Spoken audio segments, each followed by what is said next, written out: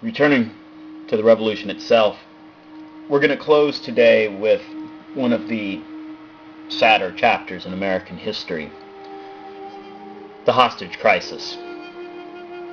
On the 4th of November, 1979, Iranian students stormed the American embassy in Tehran, taking the entire delegation hostage.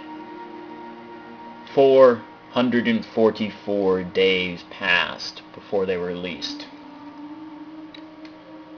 Interestingly, one of those students was Mahmoud Ahmadinejad, a brilliant engineering student at the University of Tehran at the time. The hostage crisis played out on American televisions every night. News broadcasts would begin with the number of the days they had been held.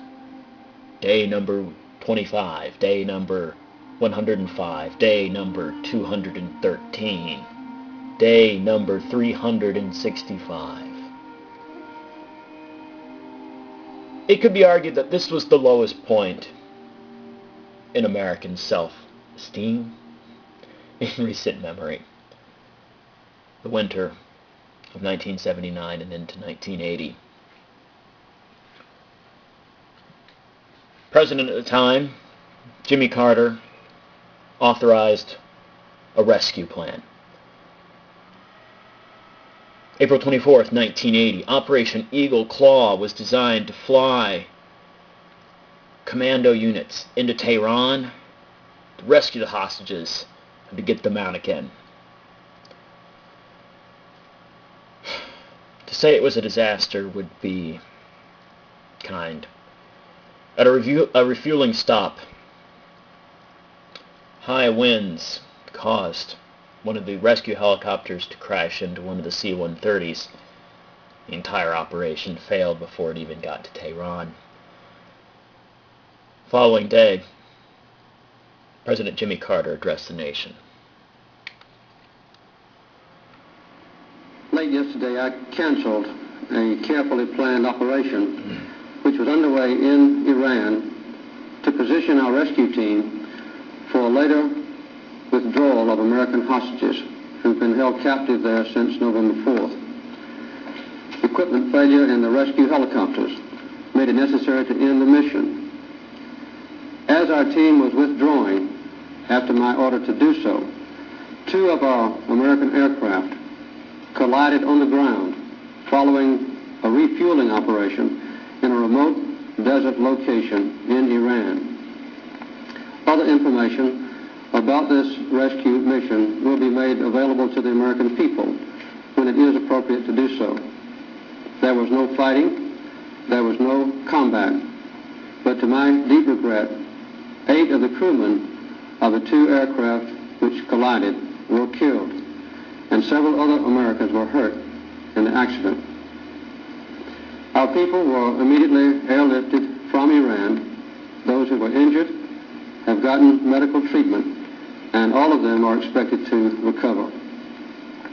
No knowledge of this operation by any Iranian officials or authorities was evident to us until several hours after all Americans were withdrawn from Iran.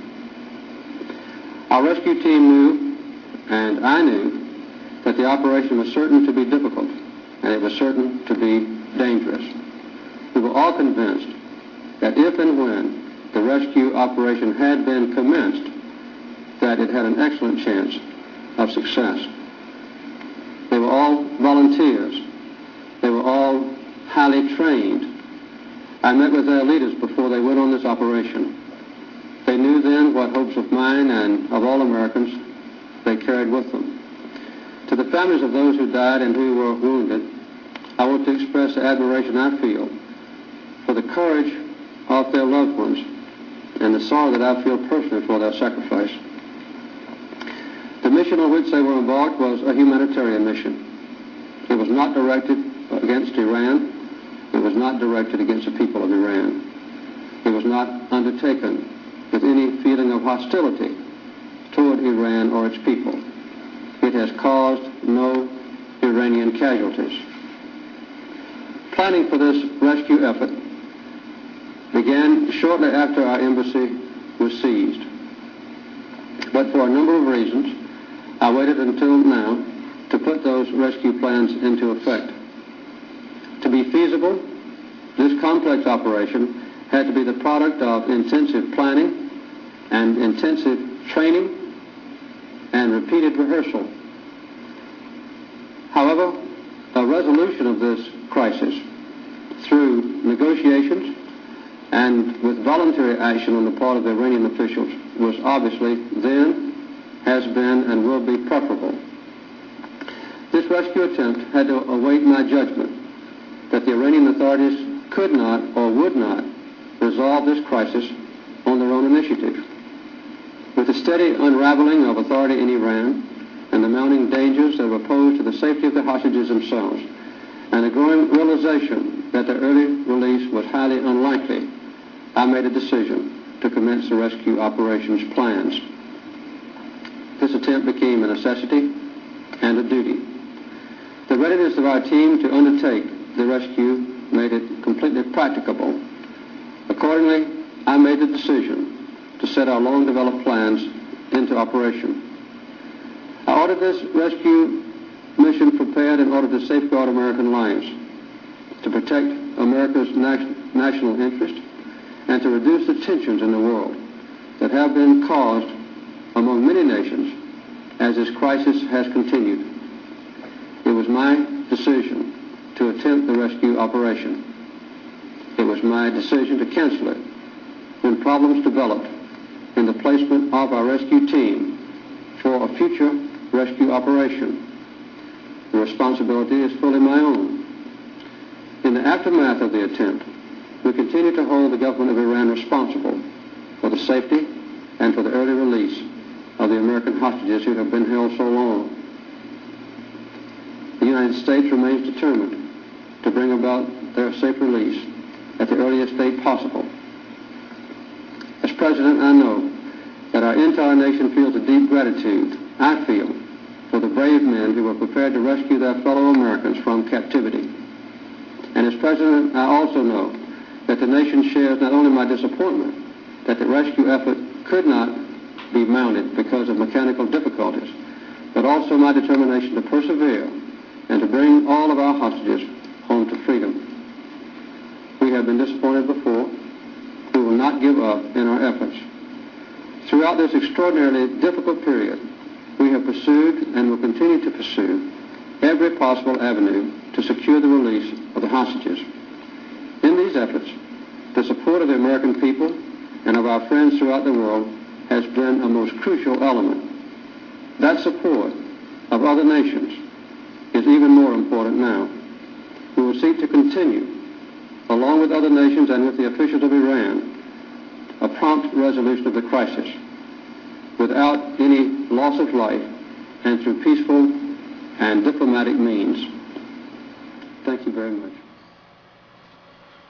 Ugh. Not good times.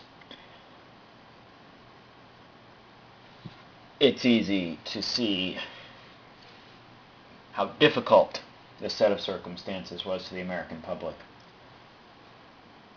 Vietnam was only a few years in the rearview mirror. We'd left Saigon in 1973. We'd left South Vietnam, I should say, in 1973. And in 1975, Saigon fell. Not good times. 1979, the Shah's regime falls and hostages are taken. Not good times. And here, in April 1980, which now looking at the screen I realize I've written April. It's April, don't worry. Operation Eagle Claw fails. 1980 was an election year, a presidential election year. Jimmy Carter had been swept into the White House on the heels of the Watergate scandal. He was a more pleasing alternative to Gerald Ford, the unelected vice president of Richard Nixon, who had pardoned Richard Nixon